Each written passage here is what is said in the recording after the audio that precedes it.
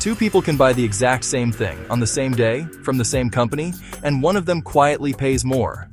Same flight, same hotel room, same concert, same burger delivery, same streaming app, same product. So what changed? Usually, not the product. What changed was the system's guess about how much pain each buyer would accept. And that is the hidden shift happening all around us right now. Because modern pricing is no longer built around one simple question. What is this worth? It is built around a much darker one. What can we get away with charging this person at this moment without losing the sale? That is why more and more people feel like nothing has a real price anymore. Not because prices only went up, but because the price itself stopped being solid. It became flexible, strategic, and sometimes almost invisible. And once you see how that system works, you start noticing it everywhere. Most of us grew up with a very simple idea of what a price was. A product sat on a shelf. Under it was a number.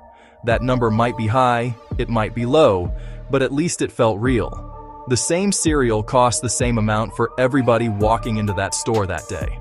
The same DVD, the same pair of shoes, the same microwave. Even if you hated the price, it still felt like a public fact. A company was basically saying, this is what we charge. That old system was imperfect, but it had one powerful quality. It was understandable. Now compare that to how pricing works today.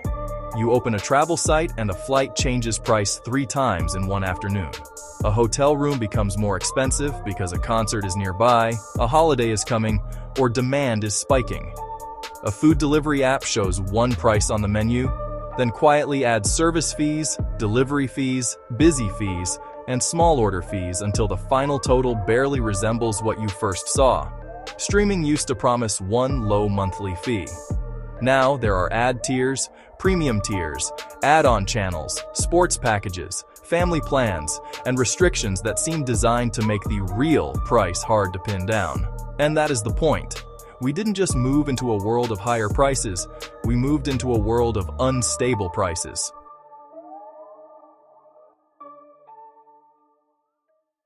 Inflation made everything more expensive.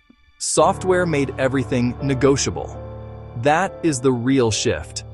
In the old world, changing a price took effort. Signs had to be replaced. Systems had to be updated. Stores had to decide on one public number and live with it. In the new world, prices can move instantly. They can react to time, location, demand, competition, inventory, weather, events, and your urgency. That changes the logic of business. Because once a company has the power to change price constantly, it stops asking, what should this cost? And starts asking, what is the highest amount we can charge before this customer walks away? That sounds small, but it changes everything. A price tag used to be a label. Now it is more like a live experiment. There are a few ways this shows up. The first is obvious: dynamic pricing. That is when the price moves based on conditions. Airlines do it, hotels do it, ticket platforms do it, rideshare apps do it. The price is not fixed because the company wants to squeeze more value out of moments of urgency. If you need the flight now, if the event is tonight, if it is raining, if demand is high, the price rises. Not because the product became better, because your leverage got weaker. The second is segmentation. This is when one thing gets chopped into layers, versions, and packages so the company can capture different budgets without looking like it raised the price. The airline seat is the same basic trip, but now there is basic economy, regular economy, extra legroom, priority boarding, seat selection, bag fees, change flexibility, and 10 little ways to turn one purchase into a pricing ladder. Streaming platforms did the same thing. What used to be a subscription became a menu. The third is drip pricing. This one might be the most irritating of all. A company shows you a low number first, because that is the number that gets the click. Then it adds the real price later through fees, add-ons, taxes, delivery charges, platform charges, convenience charges, and whatever else it can fit in before checkout. That is why buying something online increasingly feels less like shopping and more like being slowly surrounded. You enter thinking the number is one thing. You leave having paid something else.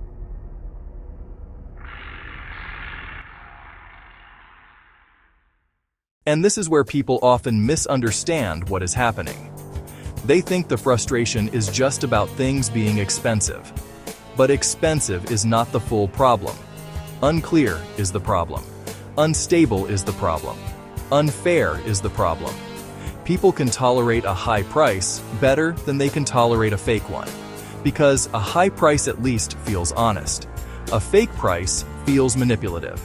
It feels like the number was never there to inform you. It was there to guide you into a funnel. That is why modern pricing creates such a strange psychological effect. You no longer feel like you are buying something. You feel like you are being tested. Tested on how impatient you are. Tested on how badly you need it. Tested on whether you will notice the fees. Tested on whether you will give up and just press pay. The price is no longer just a number. It is a measurement of your weakness in that moment. And consumers can feel that, even if they do not have the language for it. Airlines are one of the cleanest examples. Think about how weird it really is. Two people can sit shoulder to shoulder on the same plane and pay very different amounts for almost no difference in the actual experience. Why? Because airline pricing is not mainly trying to express the value of a seat. It is trying to map the urgency of the buyer. The closer to departure, the more desperate some travelers become. The less flexible your schedule, the less power you have. The pricing system is reading time pressure, not just cost. Hotels work the same way. A room is not just priced based on the room. It is priced based on demand patterns, local events, occupancy, and how badly someone needs that room tonight instead of next week. Ticketing is another example. People think they are buying access to a concert or sporting event, but often they are really entering a machine designed to convert hype into maximum extraction. The excitement becomes part of the price. Food delivery apps took something simple and made it opaque. You are not just buying dinner anymore. You are paying for convenience, distance, traffic, demand, platform margin, driver incentives, service fees, and your own unwillingness to leave the house. Even everyday shopping has changed. Sales are constant, discounts are constant, coupons are constant, loyalty prices are constant. When everything is always on sale, sale stops meaning anything. It just becomes another pricing layer. And the result is that the normal customer loses the one thing they need most, a trustworthy reference point. This is the part that matters most. When prices stop being public and stable, buyers stop knowing what something should cost. And once buyers lose that reference point, companies gain enormous power.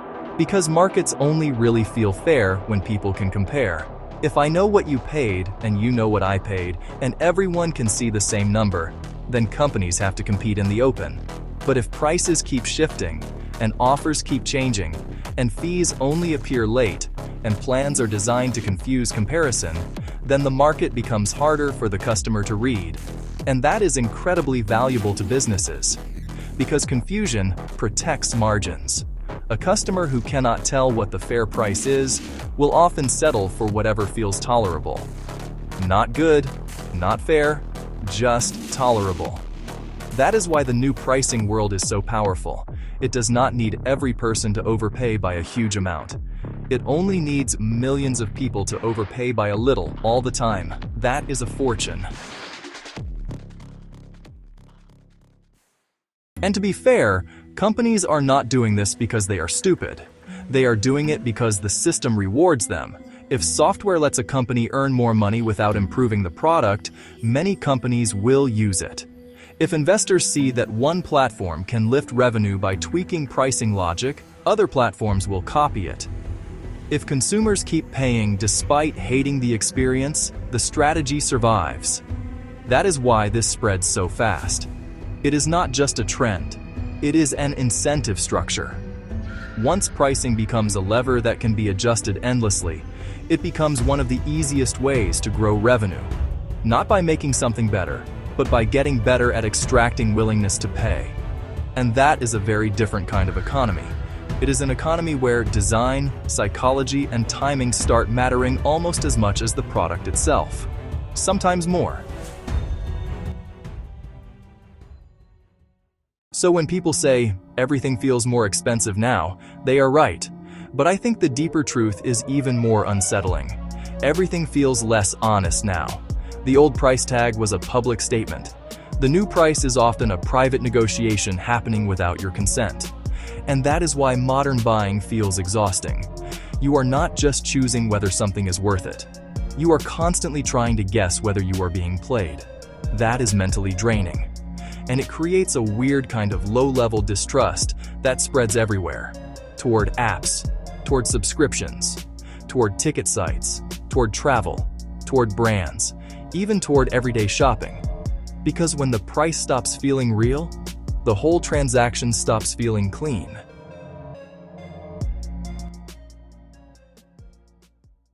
So no, this is not just a story about inflation.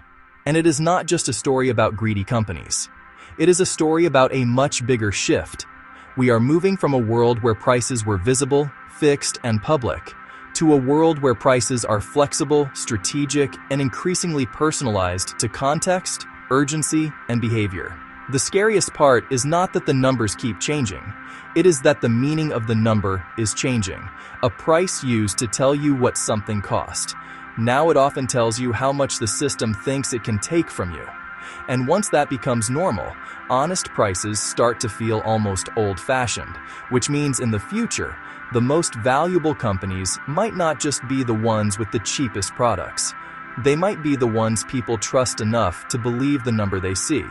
Because in a world where nothing has a real price anymore, clarity becomes luxury, and honesty becomes a premium product.